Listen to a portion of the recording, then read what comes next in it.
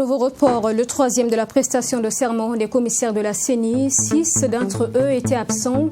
Il s'agit des représentants de l'opposition. Cette dernière reste dans son élan de contestation de la nomination comme commissaire de Bonaventure Ouedraogo donc. Les fidèles musulmans sont en plein dans les derniers préparatifs de la fête de la Tabaski, Aïd el-Kébir ou encore fête du mouton. Nous nous sommes rendus dans des ateliers de couture. Les tenues sont en finition. Et pendant ce temps, au marché, vente, achat de la bête donc à sacrifier, le mouton, qui coûte cher à Ouagadougou, Bobo-Dioulasso et à Bamako également. Bonsoir à tous et bienvenue dans ce journal. Jean-Luc Mélenchon, opposant français donc, a rencontré le président du Faso ce matin. Son discours est essentiellement tourné autour de nouvelles dynamiques concernant les relations entre la France et ses anciennes colonies, dont précisément donc le Burkina Faso. La question sécuritaire et celle donc concernant le Covid-19 ont également été abordées. L'opposant français est en séjour à Ouagadougou donc pour 4 jours. On en parle dans ce reportage signé Mickaël Toukri. Le président du parti La France Insoumise, Jean-Luc Mélenchon, veut tourner la page des méthodes et pratiques condamnables dont les ex-colonies françaises ont été victimes. Pour le député et candidat à la présidentielle française de 2022, il faut établir une nouvelle relation avec le continent africain. Nous avons notre propre vision que nous avons construite au fil des réflexions et des échanges sur la relation qu'il serait bon que, pour finir, la France arrive à trouver avec les peuples et les nations d'Afrique, et qu'on tourne une bonne fois la page de méthodes, de pratiques, dont les plus condamnables vous sont connus, l'impérialisme, le colonialisme, le paternalisme, et en utilisant tous ces ismes, j'évite d'entrer plus dans les détails plus contemporains. Vous avez raison de dire que dans le contexte particulier que nous, Français, nous connaissons, qui est que nous allons à une élection extrêmement importante. Telles sont nos institutions que pratiquement c'est l'élection centrale. Et vous autres, les nations africaines et les peuples d'Afrique, vous êtes en droit de vous y intéresser compte tenu de la relation particulière que vous avez avec mon pays et que mon pays a avec le vôtre. Autre question d'actualité entre Jean-Luc Mélenchon et Roch-Marc Christian Kaboré, l'insécurité au Burkina Faso marquée depuis 2015 par les attaques des groupes armés. Plus de 1200 morts et 1 300 000 personnes déplacées internes sont enregistrées. Pour l'opposant français et parlementaire, la lutte contre les groupes armés nécessite de s'attaquer aux sources de financement et à ses liens internationaux. Je lui ai dit combien j'étais sceptique sur le caractère religieux des combattants qui, pays par pays, essayent d'effondrer les structures institutionnelles de ces pays. Et pourquoi je continue à m'inquiéter, avant tout, de savoir qui les finance et comment on peut se trouver dans une situation où des gens surgis de nulle part arrivent, ne manquant jamais de munitions, équipés avec des matériels parfois fort sophistiqués. Et donc la question du financement et des liens internationaux de ces bandes armées se trouve posée. Je ne crois pas qu'on puisse avoir une action efficace si on ne répond pas aux questions que cela soulève. Jean-Luc Mélenchon, patron de la France Insoumise, est en visite au Burkina Faso depuis le 18 juillet et ce jusqu'au 21 juillet prochain. Comme je vous le disais en titre, troisième report, cette fois à une date non précisée de la prestation de serment des commissaires de la CENI. Ce matin, seulement 9 commissaires sur les 15 au total étaient présents au Conseil constitutionnel pour la cérémonie. L'opposition a donc brillé par l'absence de ces 6 représentants. Elle avait en effet prévenu qu'elle ne siégerait pas tant que Bonaventure Ouedraogo, donc représentant de la chefferie coutumière, au titre de la société civile, restait commissaire de la CENI. Maxime Jules Bambara pour en parler. Le renouvellement des membres de la Commission électorale nationale indépendante CENI, prévu pour ce lundi 19 juillet, a été une fois de plus reporté à une date ultérieure. Convoqué dans la salle d'audience du Conseil constitutionnel pour la prestation du serment, seulement 9 membres désignés sur les 15 que devraient composer la CENI ont répondu présents à l'appel. On va juste faire les photos du parti.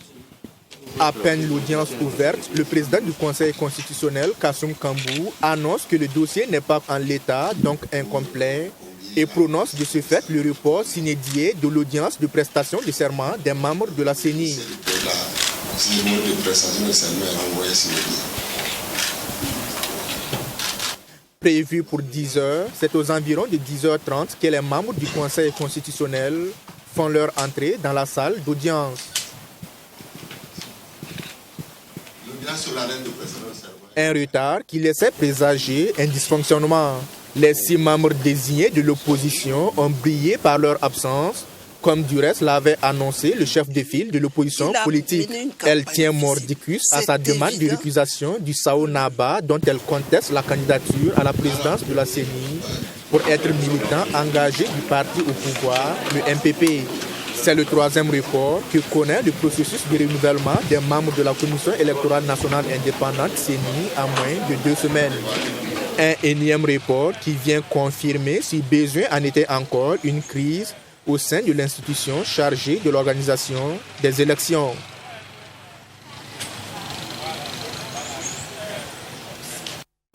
Le ministère de la Santé, toujours dans un élan de sensibilisation de proximité dans le cadre de la campagne de vaccination contre le Covid-19, débuté le 2 juin dernier et qui connaît un faible engouement ce lundi.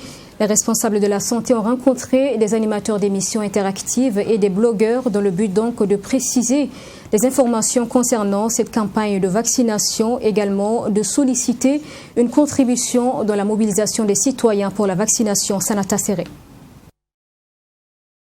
À ce jour, plus de 31 000 personnes ont été vaccinées avec le vaccin AstraZeneca de Covax au Burkina Faso. Et parmi ces personnes, aucune n'a subi de conséquences graves, selon le ministre Charlemagne Ouedraogo.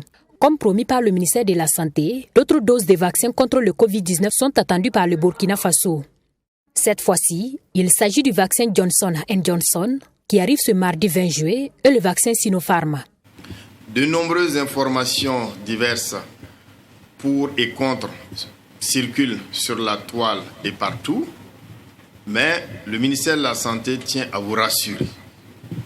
Il n'y a rien de tout ça qui soit vrai. Le vaccin est un bon médicament.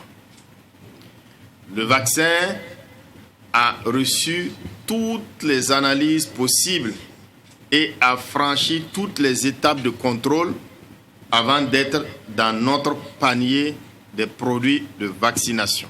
Les autres vaccins qui arrivent, le premier est bon. C'est comme quand on dit Efferalgan et paracétamol. Il faut leur dire que c'est la même chose. Quand on dit Efferalgan et paracétamol, c'est la même chose. Donc quand on dit AstraZeneca, Sinopharm et Johnson & Johnson, c'est la même chose. Selon le ministre de la Santé, le vaccin est la seule arme efficace contre le Covid-19. Il invite les populations à adhérer massivement à la campagne de vaccination contre le Covid-19 afin d'éradiquer cette maladie sur le territoire burkinabé. Il faut qu'on puisse progresser rapidement afin d'atteindre un niveau de vaccination qui nous permet de dire qu'on a une bonne immunité de la population avant d'envisager l'ouverture des frontières. Si nous ouvrons les frontières sans prendre ces mesures, vous risquez de vivre la polémique de l'année dernière, sinon même pire, en disant que nous n'avons rien fait. C'est pour cela que nous voulons anticiper que les gens se vaccinent. Si on ouvre les frontières, regardez ce qui se passe dans les frontières. C'est difficile de bloquer 500 personnes pour faire des tests. C'est difficile d'arrêter le train pour faire des tests dedans. Donc le mieux, c'est que les gens se vaccinent. Cette fois, la couverture vaccinale sera élargie selon le ministre de la Santé. Ces prochaines doses vont prendre en compte toutes les personnes âgées de 18 ans et plus. À terme, c'est une couverture totale de 70% qui est visée par les autorités sanitaires afin de procurer une immunité de groupe. Et le ministre en charge de la Santé que vous avez entendu dans ce reportage a également précisé les enjeux économiques de ces vaccins reçus par le Burkina. Ses propos dans cet extrait réalisé donc par Sanata Serré. Le vaccin a un coût de production. Ce n'est pas cadeau. Jusqu'à présent, ce que nous recevons là, ce n'est pas encore l'État qui achète. C'est le mécanisme de facilité de Gavi qui nous permet d'avoir ces vaccins et aussi la coopération bilatérale. Sinon, tout médicament produit à un coût de production doit être vendu pour rentabiliser. On ne doit même pas se poser des questions sur cet aspect. Maintenant, après, le gros combat, c'est de se battre pour casser les brevets. Parce que ceux qui l'ont inventé, c'est eux qui ont les brevets. Et quand un problème est d'envergure, la communauté internationale doit travailler pour faire casser les brevets, pour permettre à ce que, par exemple, le vaccin, si on a une usine ici, soit reproduit ici. Mais tant que c'est toujours sous brevet, vous ne pouvez pas le reproduire dans une usine sans acheter le brevet. Le mécanisme de facilité de COVAX, c'est un mécanisme qui permet à 93 pays de bénéficier donc des vaccins gratuitement. Et c'est ça que nous utilisons pour vacciner nos enfants au programme élargi de vaccination sans payer. Mais derrière ça, l'État paye. L'État contribue dans le panier commun de Gavi. Cette année, le chef de l'État a payé $1 million. Et c'est en contribuant dans ce panier-là qu'on a les retours en termes de vaccins gratuits pour les enfants, pour les femmes, et aussi la construction du plus grand entrepôt de l'Afrique de l'Ouest à Tengango pour les produits de vaccination. Remise d'attestation ce samedi donc à des femmes qui ont été formées notamment à la préparation de l'attiqué. Elles étaient une quarantaine bénéficiaires donc de cette initiative de l'association Cœur solidaire du Burkina. Les femmes disposent désormais de minimum pour engager des actions en faveur de leur autonomisation financière. Image avec Michael Toukré. Au nombre de 38, ces femmes de l'association Cœur solidaire ont été formées. 25 en élevage de volailles et 13 en fabrication de attiqué. Ce samedi, elles ont reçu leur attestation de fin de formation. Pour le parrain, cette session de formation est une initiative à saluer, raison pour laquelle il a décidé d'accompagner l'association Cœur solidaire du Burkina Faso. Aujourd'hui, organiser une femme, développer une femme, c'est développer toute une nation. Donc nous sommes en tout cas solidaires avec les femmes, solidaires avec la présidente de l'association pour l'autonomisation des femmes. Et ces activités-là, voyez-vous, vont prendre encore de l'ampleur. Je pense qu'avec la présidente, on trouvera donc le mécanisme qu'il faut donc pour pouvoir acquérir ce que nous avons promis, à savoir une couveuse et des pâtes, des sacs de pâtes donc de manioc pour la fabrication de l'attiqué. L'objectif pour la présidente de l'association Cœur solidaire, cette session vise à l'autonomisation des femmes. Et c'est le début d'une série de formations au profit de ces dernières, dira la présidente de l'association. L'objectif principal, c'est vraiment créer des activités génératrices de revenus pour les femmes et aussi soutenir l'enfance défavorisée à travers le soutien à la scolarisation, le parrainage, etc.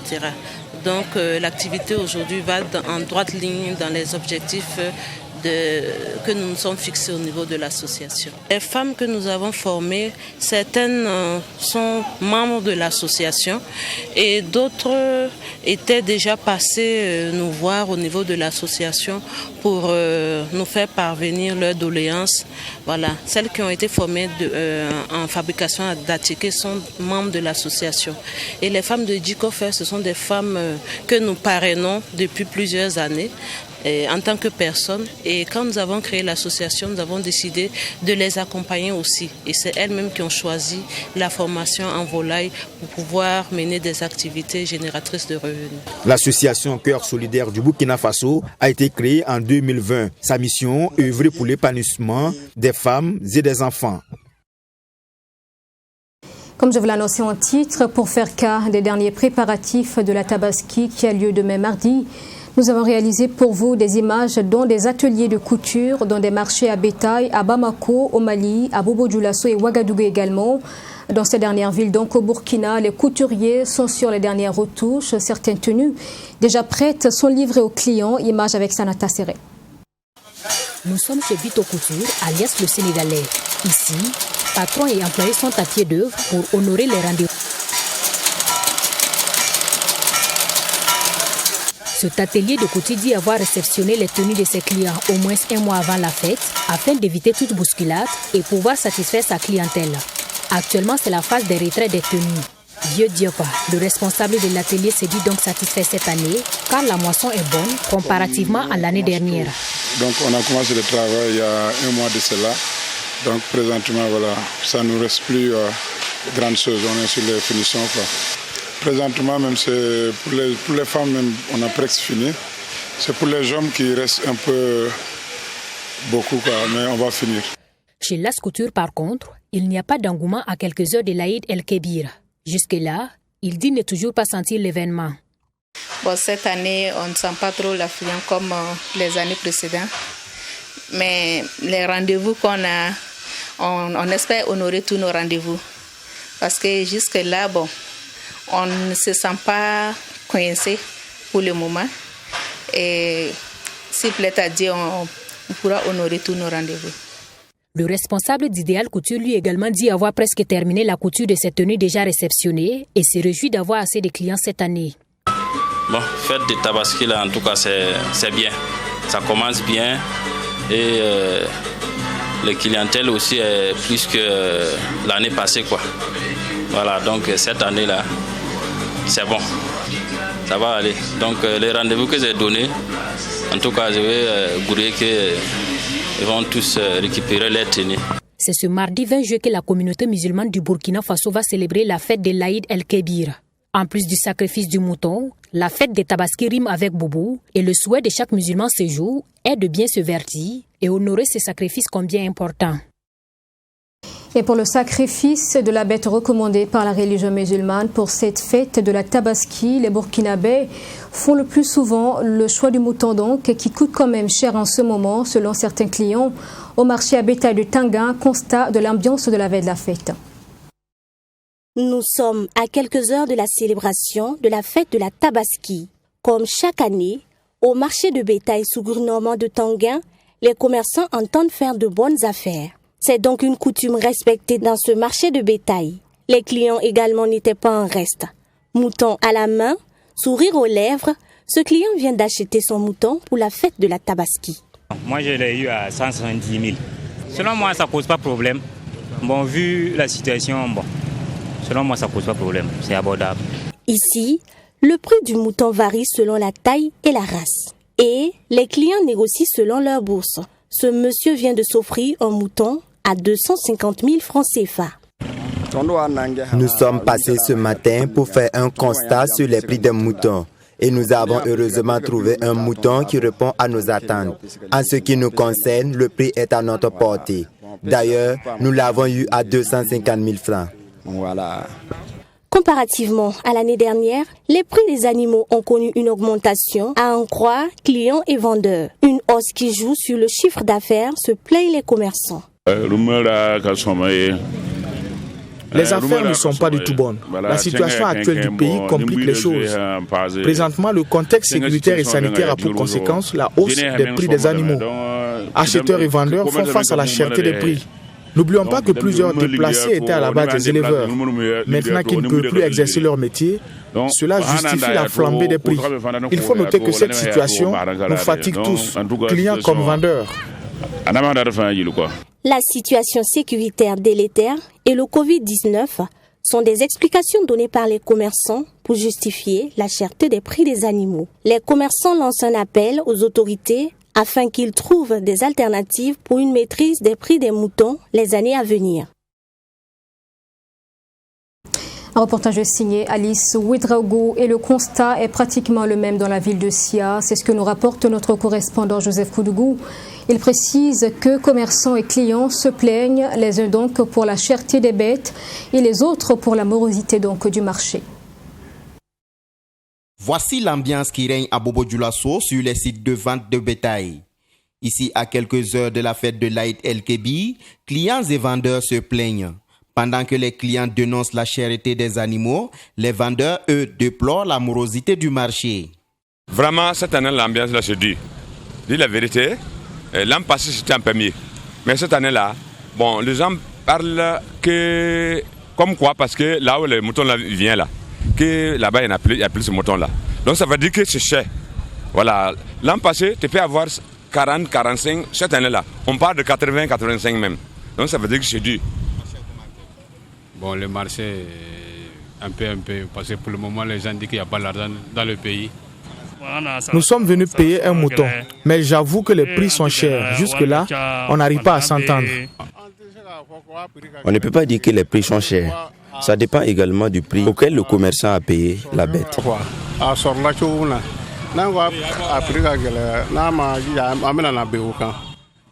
Ce mouton, par exemple, nous le vendons à 120 000 francs. Mais on peut vous le laisser à 100 000 francs. Cela fait 4 jours que nous sommes là et le marché est morose. À chaque fois, les clients viennent demander le prix et promettent de revenir. Ils ne reviennent plus. Pour certains, cette cherté s'explique par le contexte sanitaire en lien avec la pandémie à coronavirus. Cette année même, c'est grave. Il y a la maladie et tout est devenu cher.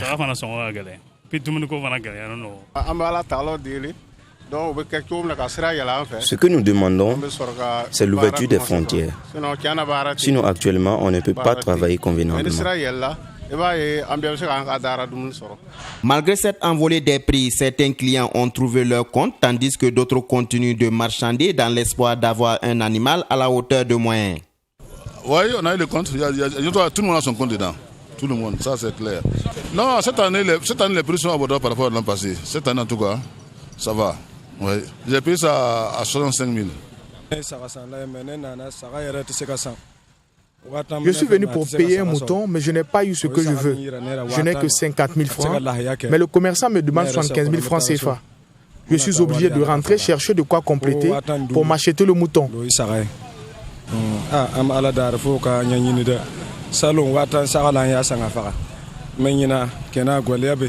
Les abords de certaines avenues sont transformés en lieux de vente et c'est la course à la clientèle en cette veille de la fête de l'Aïd el-Kébir.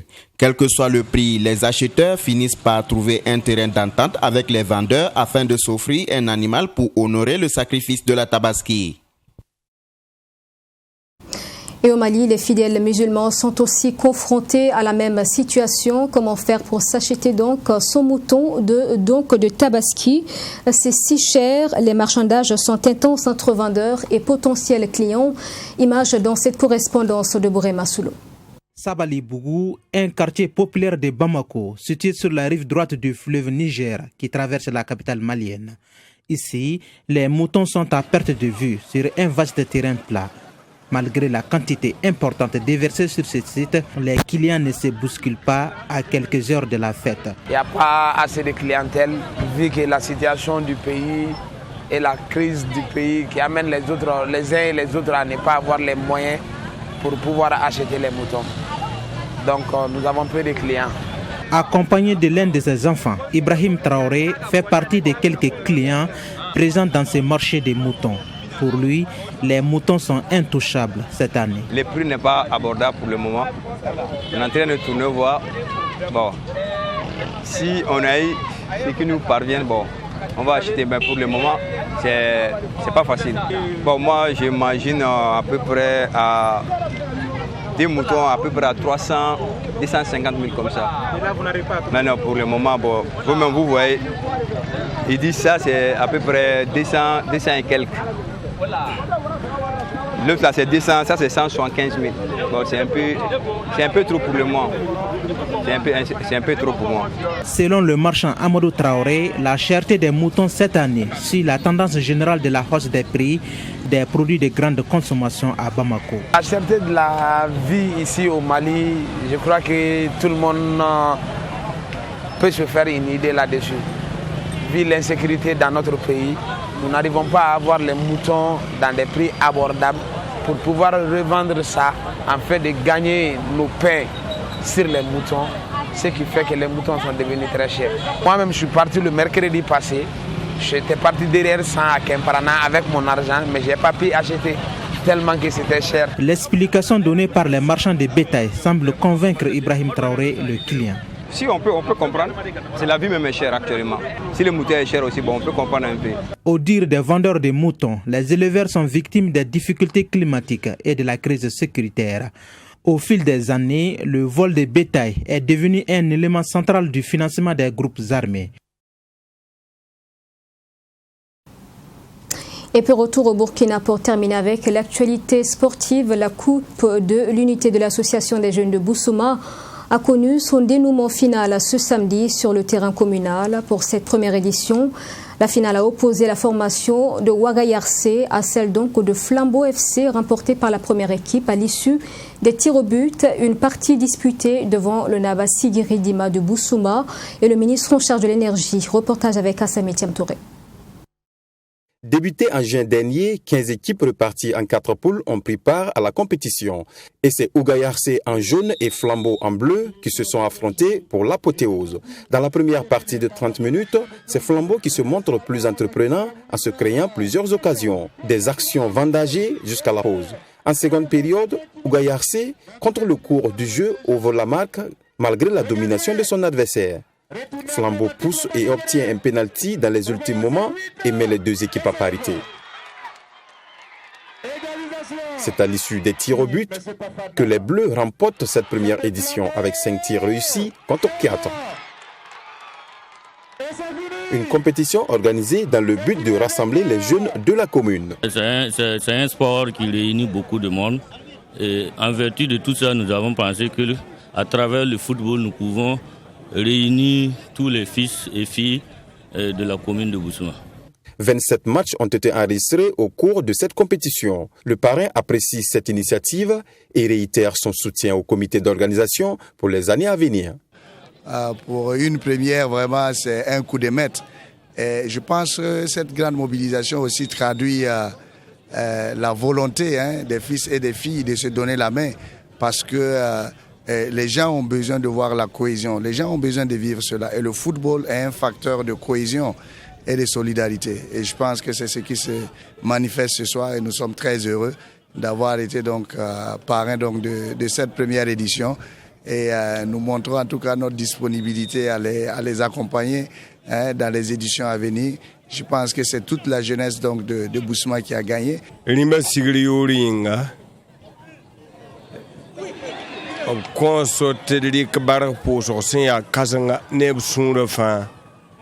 Au nom du Naba Sigiri Dima, nous avons eu l'autorisation pour prendre la parole, pour saluer le gouverneur et ses accompagnants premièrement.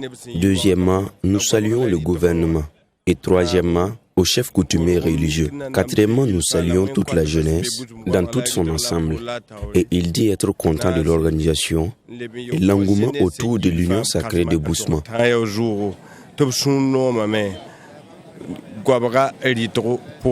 Il transmet ses salutations à toutes et à tous.